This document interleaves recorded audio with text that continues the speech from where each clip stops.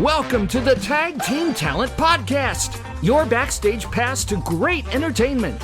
And now, here's the man who's produced more live shows than anybody else on the planet.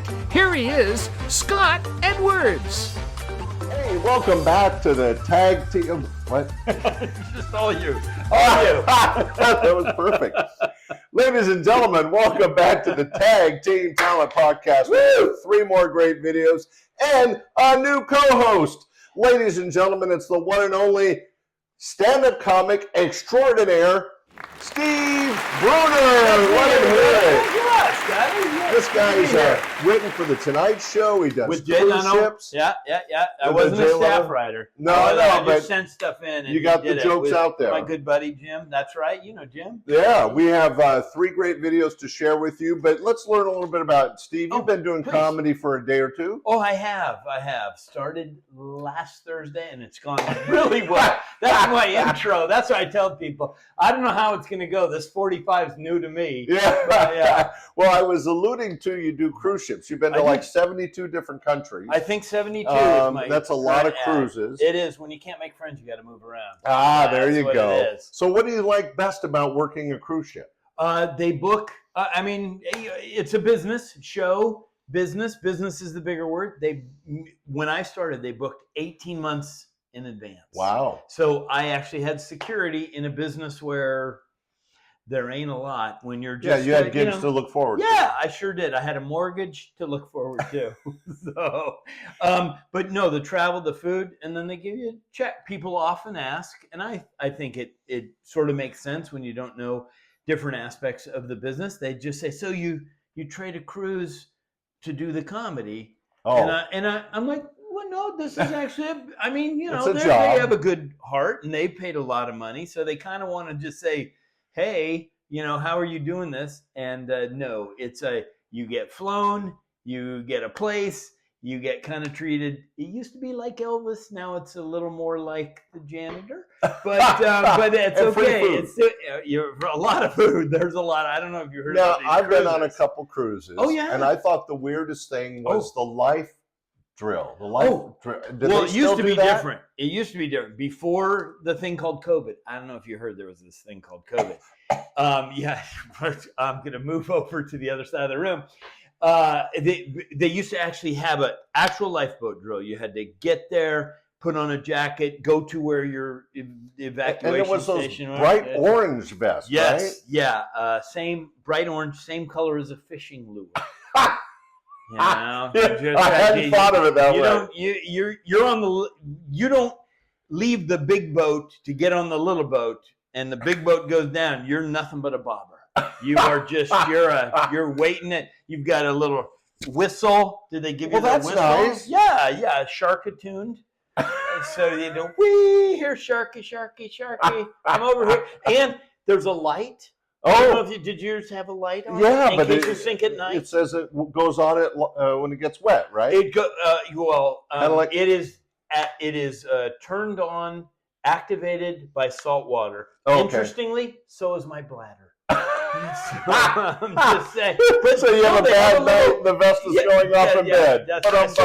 So the light goes in case you sink at night. Yeah. So the shark can find you. Oh, well, so it's between really the whistle and the light, yeah, it's really, it is a buffet. Right. Well, ladies and gentlemen, thank you, Steve, for joining us on the welcome. show. But we have some comedy to share. Oh, now here's opposed to what we were just doing. Well, I meant some videos. That was very funny. Can't wait videos. To see them.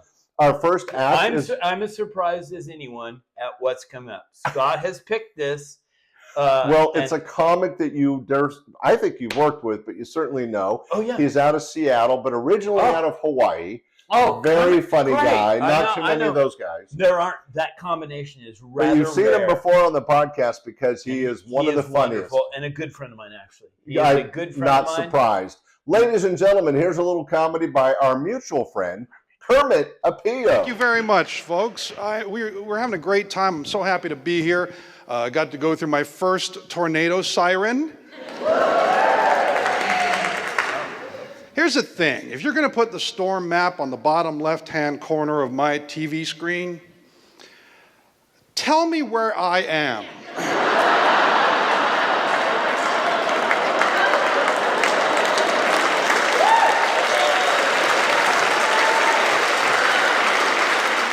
I am watching people play Battleship on my TV. That does not help. And if you're going to tell me I need to go in the bathtub and put a mattress on top of me, don't laugh while you say it. Because I don't know if you're nervous or you're mocking the tourist. I don't know what's happening. Yeah, put a mattress on top of you. That way if wood and concrete comes on and crushes you, it can bounce up and crush you again.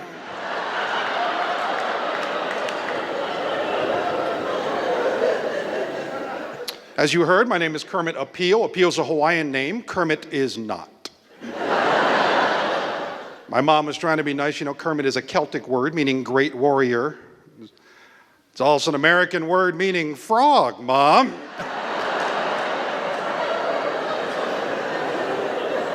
Just remember that first day of school, they're taking attendance. Kermet Apio. You see every kid with a weird name going, yes. Not gonna be me. Frog Boy's gonna get it all year long. Hey, Seamus, Sunflower, you hearing this?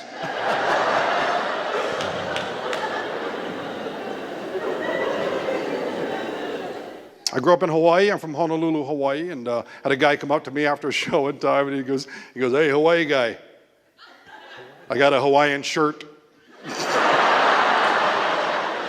Really? We call it shirt. He goes, "No, those are in now. Everybody's wearing them." "Oh, good. My culture's on sale at Penny's." I love your Hawaiian pizzas because we Hawaiians are so famous for our Canadian bacon. I grew up near the Canadian bacon trees of Hawaii. Ladies and gentlemen, so good. Kermet Apio, isn't he classic? He is. And I don't know if we spoke about it, but a super nice guy.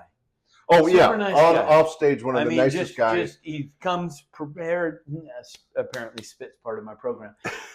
He comes prepared, ready to be, talk. He needs very little prep ahead of time. He also plays a wonderful bunch of stringed instruments. Yeah, he's a very talented musician.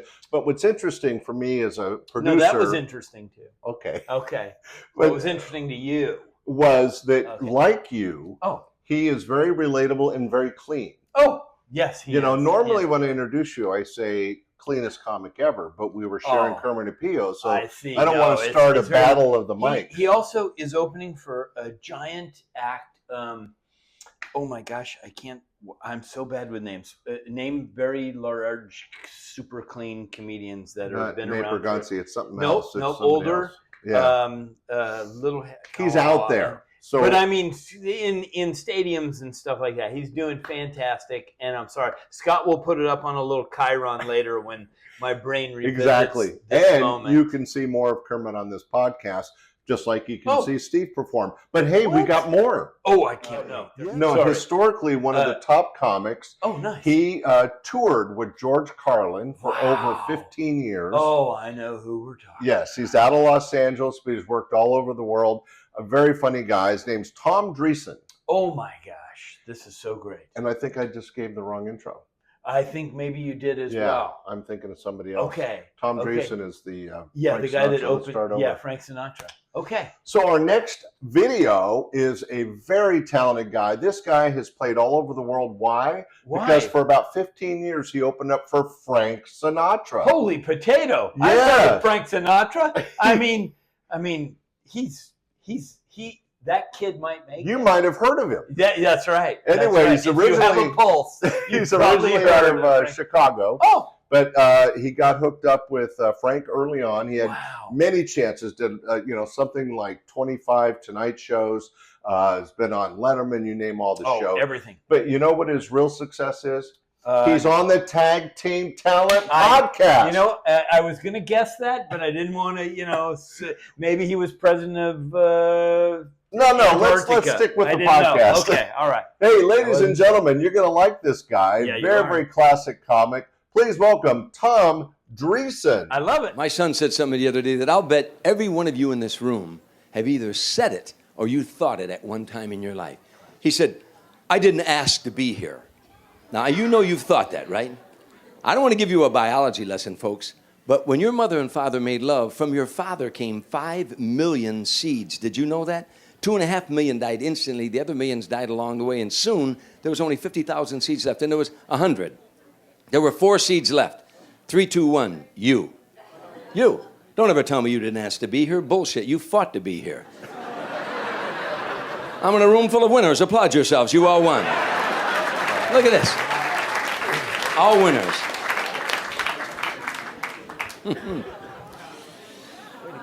I grew up on the south side of Chicago. I went to an all-white Catholic school. It was in an all-black neighborhood called Our Lady of the Courageous Caucasians. And I played basketball on an all-black basketball team. I was the only white kid in the team. They nicknamed me Spot. 14 black guys to me. I didn't get in one game for 3 years. They finally put me in one afternoon, and no one would pass me the ball. They claimed they couldn't see me in the daytime.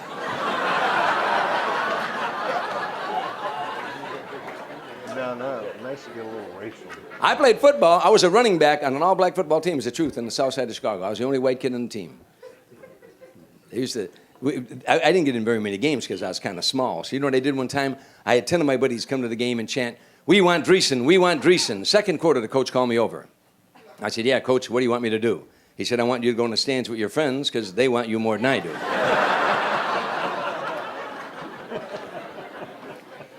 We played against another all-black school called All-Gale Gardens. All-black school, and it was in All-Gale. I'm the only white dude on the field. And the other team had their one chant, "Get a white boy the ball." I'm the only white boy in the field. What's interesting about them brothers? We lived 12 miles from them. I never met any of them, and they knew so much about my mother.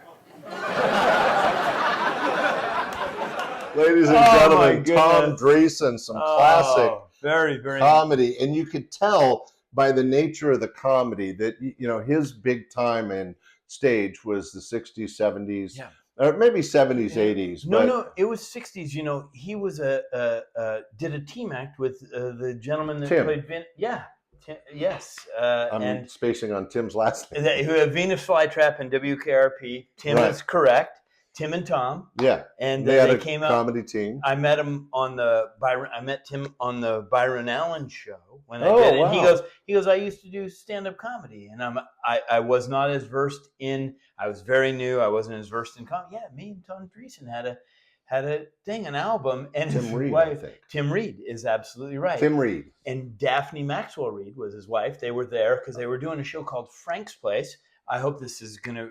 And she said, and she actually leaned past him and goes, to me, she goes, "You were much funnier." I just love the interplay. He goes, "She's right. It was hard, but Tom." He goes, Tom carried us. But they had a wonderful... and it was the first interracial comedy team in the country. And this is back in the 60s and 70s. Tom's told me a lot about it. Okay. But I think that's where a lot of his humor came from. Kind of the foundation of the black-white humor that he did a lot tonight. But unafraid still funny. to say wonderful things about the way it goes on. Wait a minute. Yeah. You probably didn't know this. I think you do if you're a regular watcher. What? It's time for our classic rewind. Okay. Did you know that? I knew it was coming. I didn't know how long to talk before it got here. Well, I'm so sorry.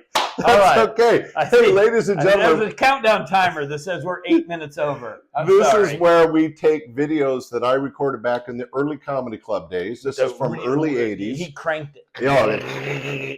And you may remember a very good friend of mine, Dave Coulier. Oh, of course. Dave and I were very close. In fact, he was at my bachelor party. Oh, my goodness. And he and Bob Saget really helped me get started in the business. Wow. Dave was actually the very first comic I met. Oh, my gosh. Because Bob Saget did a couple commercials. Yes. I remember. Yes. I met Dave at a satellite room of the Comedy Store. Wow. It was by UCLA. In a little town called Westwood. Okay. And I went down and met Dave, and the rest is history. He introduced me to everybody. We're good friends. But what's nice is on the Classic Rewind, I can share some of his old comedy. Are you ready? I am ready. Are you ready? Ladies and gentlemen, our Classic Rewind, starring Dave Coulier. Woo! Here we go. It's not quite the responsibility that we all acquire when we turn 18. 18. Man, when I was 18, I knew everything there was to know in life. I was 18. Even Alice Cooper told me I was bitching. 18, I just don't know what I want. And when I was 18 years old, I was a man. Living at home with my parents. When I was 18 years old, I was discovering my sexuality. My sexuality. Over again. All by myself. But I had protection. There was no way I was getting knocked up. I knew that much. Yeah, protection. Remember, they always tried to scare you in school. There's 4 million sperm, but it only takes one. Must be one tough ass little sperm. Protection. I remember I kept my protection in my top underwear drawer where nobody in my family would know where they were. Everybody in my family knew where they were. From day one, my mom would drop little hints the next morning at breakfast. So, are you planning on doing some heavy dating? I'll bet you must have a dozen girls in mind.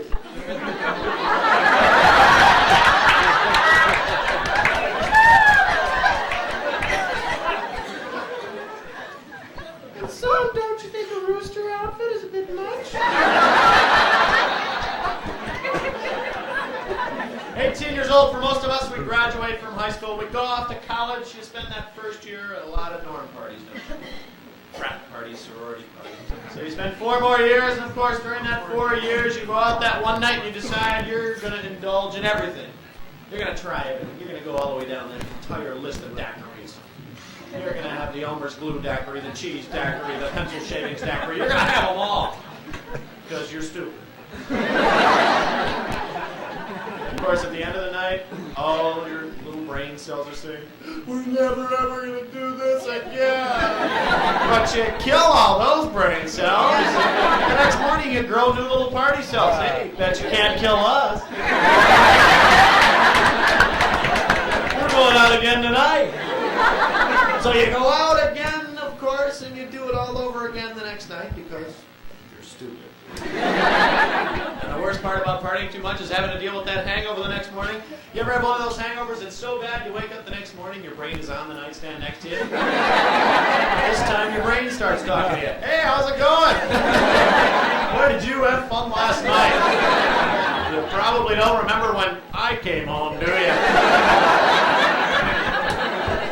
Well, ladies and gentlemen, some early material by Dave Coulier, and there seems to be a theme of sperm through this show. Or how many millions? That's right. Congratulations to all one of you. Yes, that made it. Yeah. But Dave, tremendous comic, went on to fame and fortune with Full House and then Fuller House. Yeah. But it all started on my stage back in 1980. So thank you for joining us on the Tag Team Talent Podcast. Steve. Hey, thank you for being our co-host this week. I hope you enjoyed the videos. Very comfy chair. I hope you enjoyed the videos. We'll be back next week with 3 more great videos and sadly a different co-host. Whatever. Thanks for joining us. You don't know. I'm moving in. See you next week. Bye. Bye. Say bye, Steve. Bye. I'm hanging on the chair. Thanks for watching the Tag Team Talent Podcast. If you enjoyed this episode, hit that like button, subscribe to the channel, and turn on notifications so you'll never miss the next big talent reveal. And don't forget to write in the comments below which performer you thought was best in this episode. We love hearing from you. See you soon.